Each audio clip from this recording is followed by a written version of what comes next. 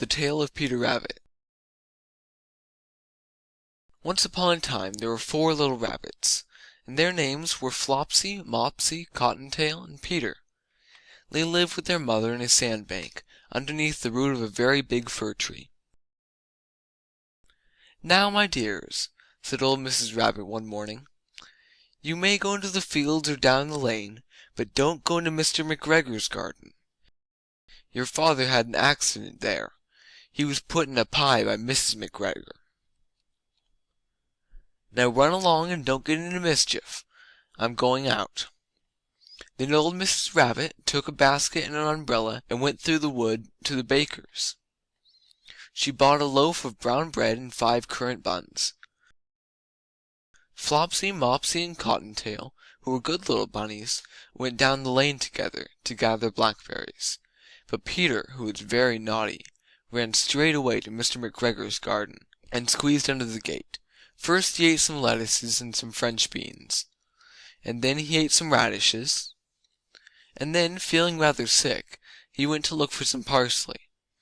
But round the end of a cucumber frame, whom should he meet but Mr. McGregor?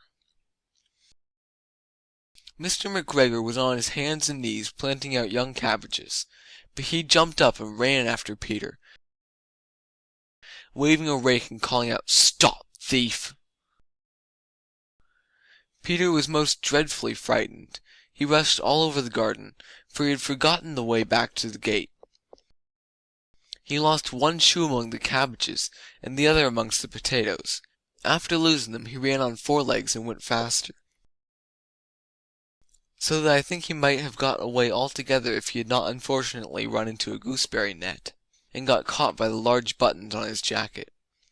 It was a blue jacket with brass buttons, quite new.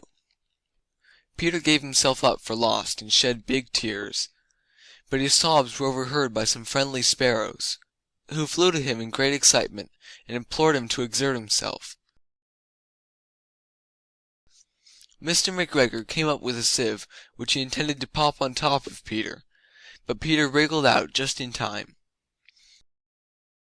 leaving his jacket behind him.